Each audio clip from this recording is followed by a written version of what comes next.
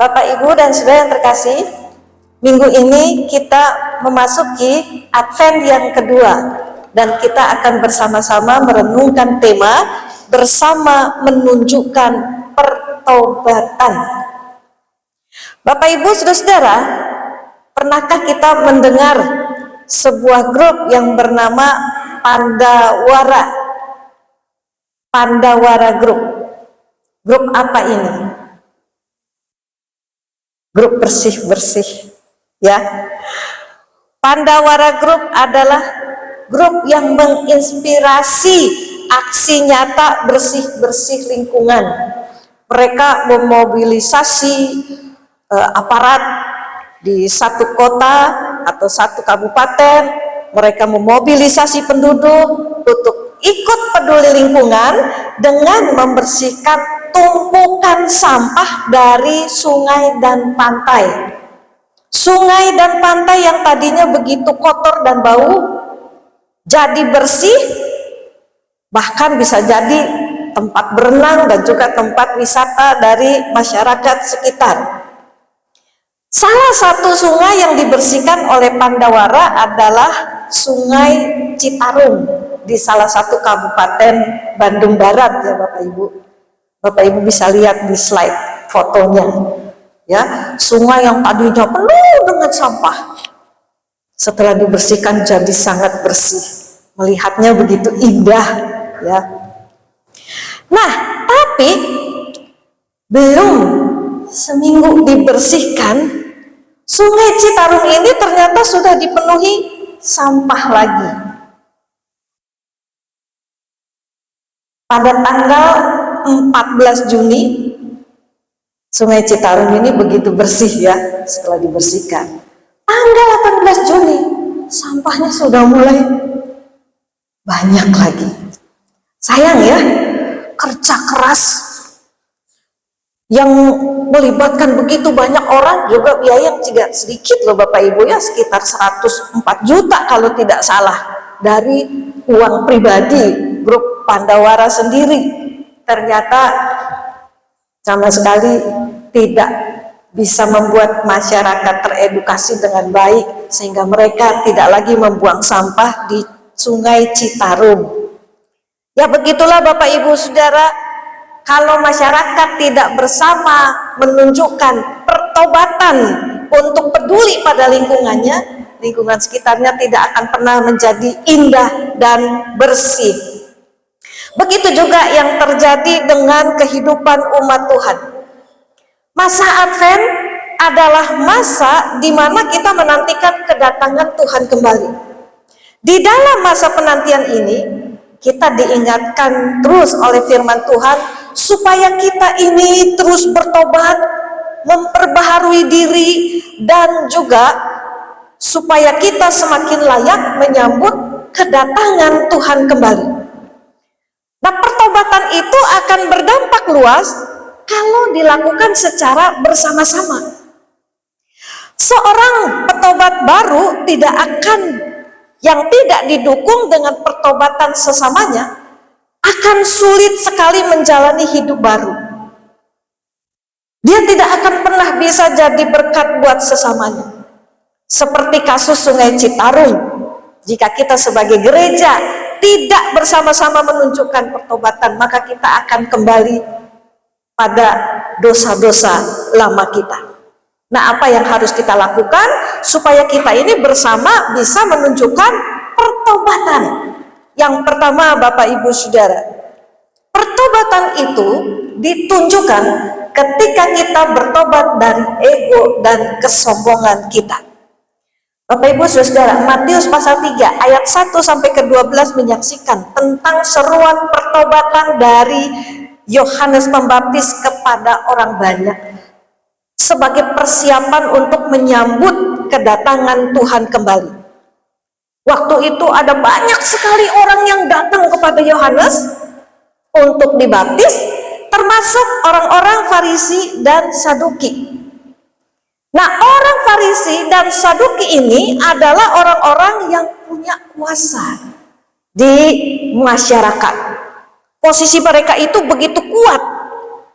Apapun yang mereka katakan, entah benar, entah itu salah, sangat berpengaruh besar kepada masyarakat. Contoh, kalau misalnya ada orang yang tidak bersalah, lalu dinyatakan sebagai orang berdosa oleh orang Farisi dan Saduki, maka masyarakat akan melihat orang itu sebagai orang yang berdosa.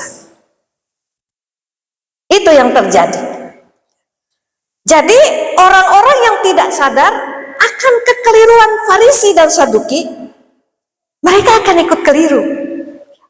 Sementara orang yang sadar, wah, orang Farisi Saduki ini keliru, lalu mereka itu mau mengkritisi dan mengkritiknya, kritikannya tidak akan bisa didengar, tidak akan pernah didengarkan.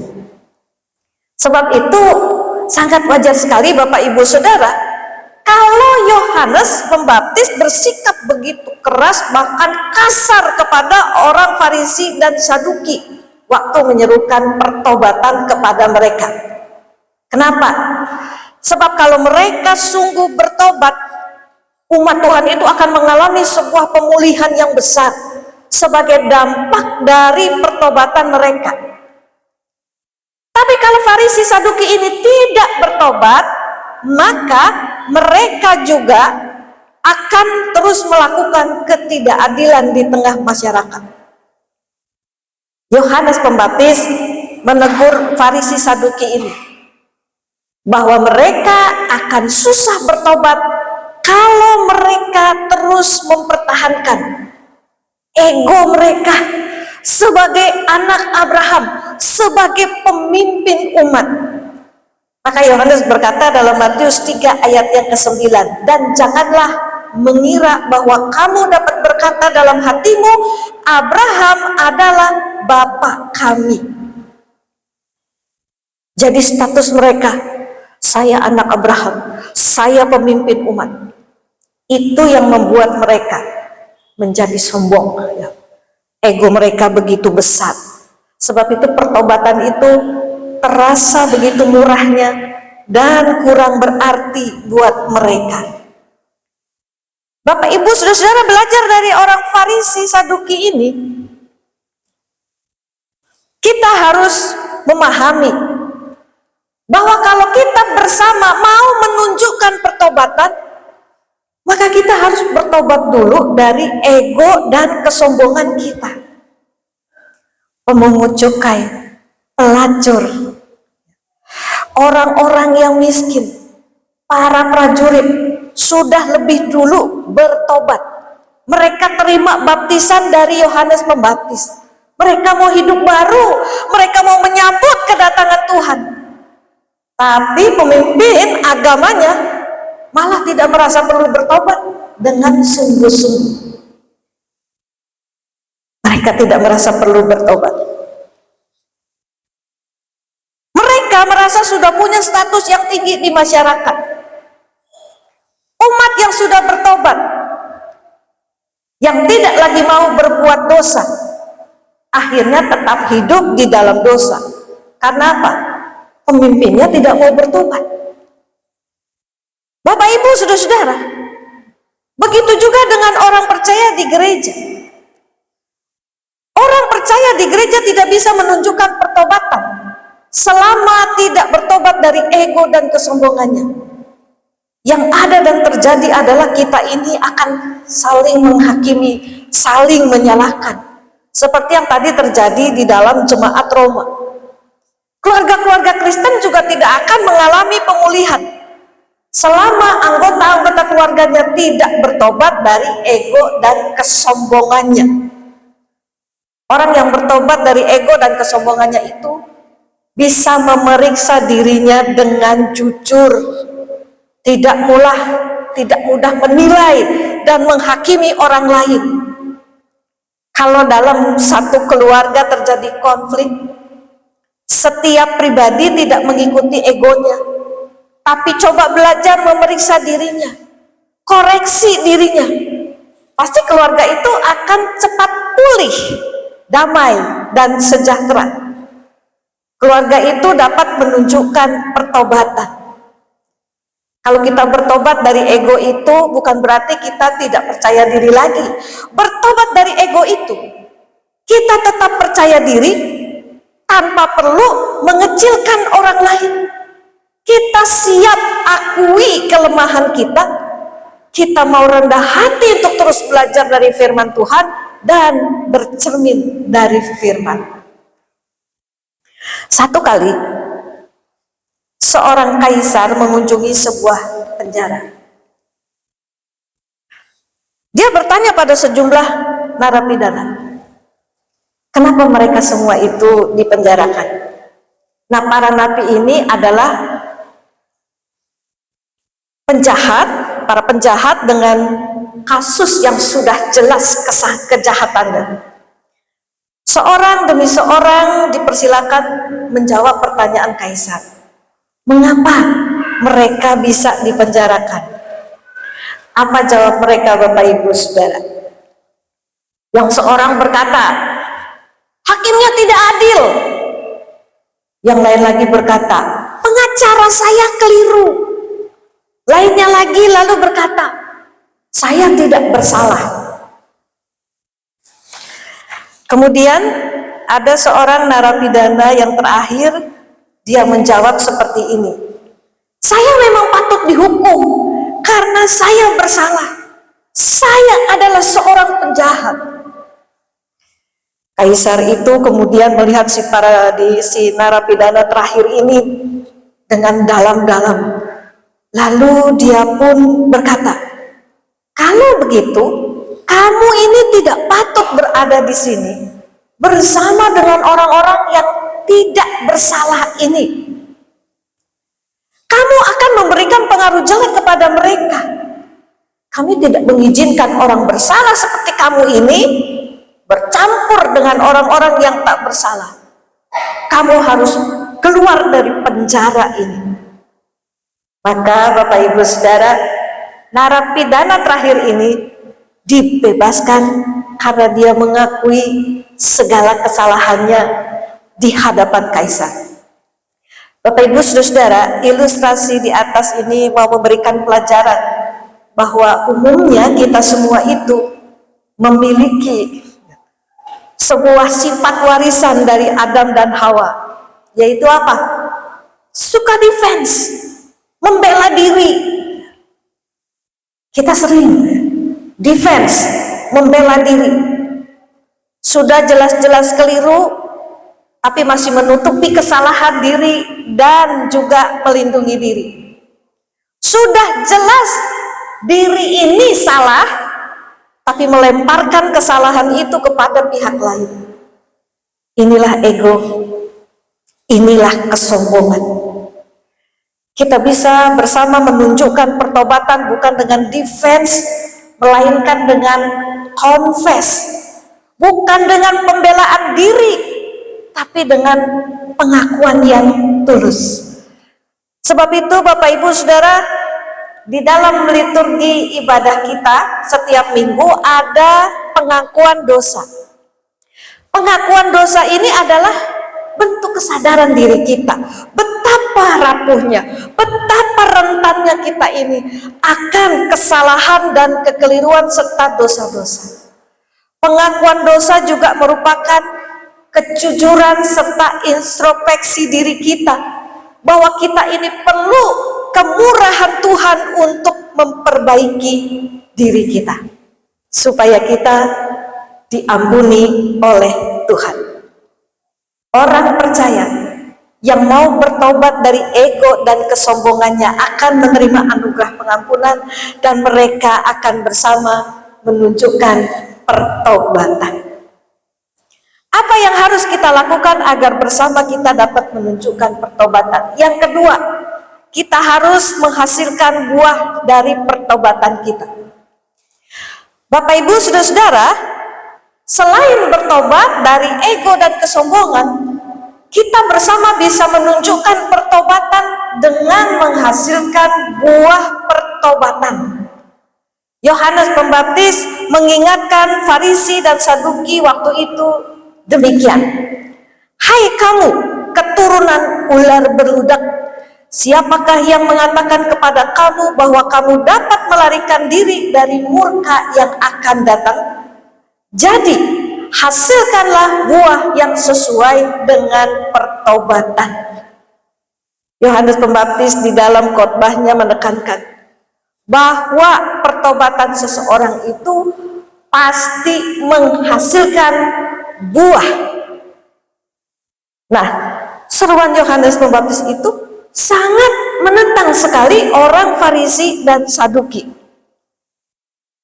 Yohanes memberi mereka label ular beludak.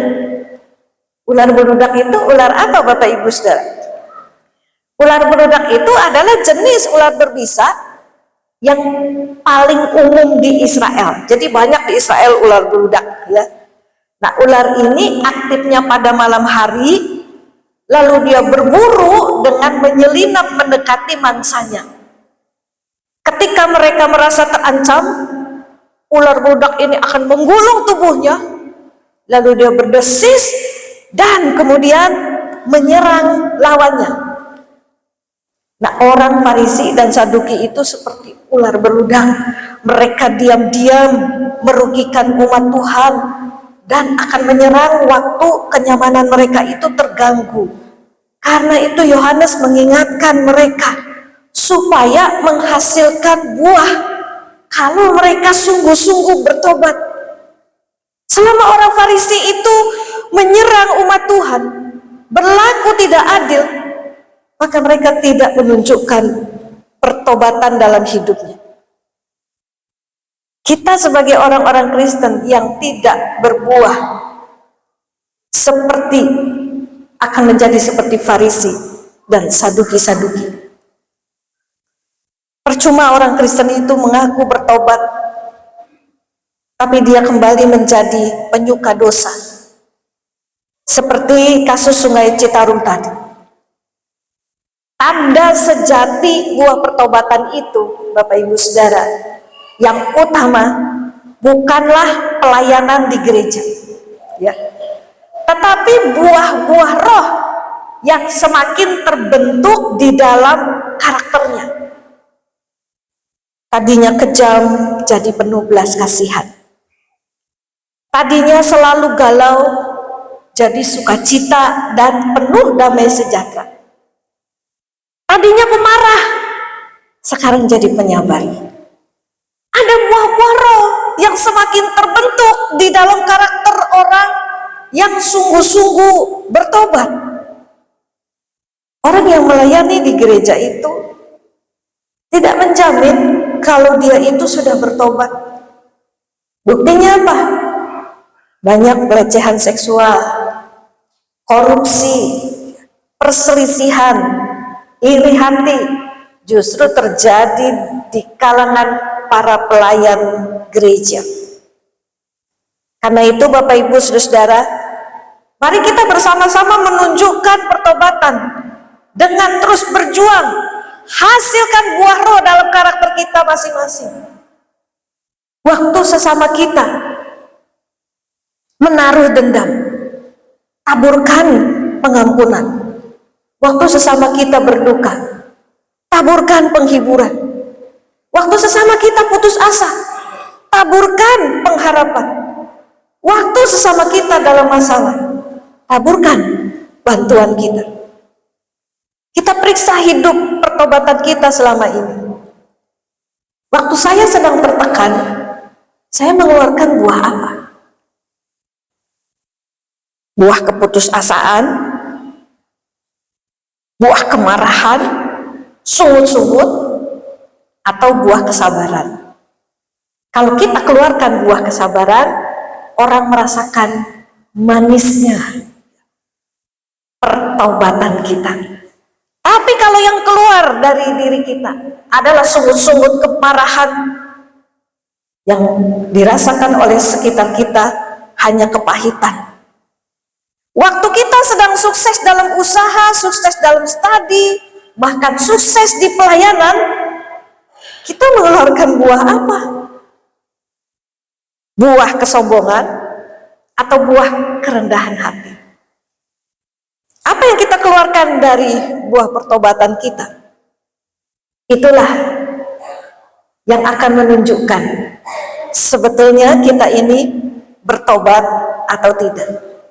Sebab itu Bapak Ibu Saudara, mari kita hasilkan buah yang sesuai dengan pertobatan kita dengan pertolongan dari Roh Kudus. Tuhan kiranya memberkati kita semua. Mari kita masuk di dalam saat hening.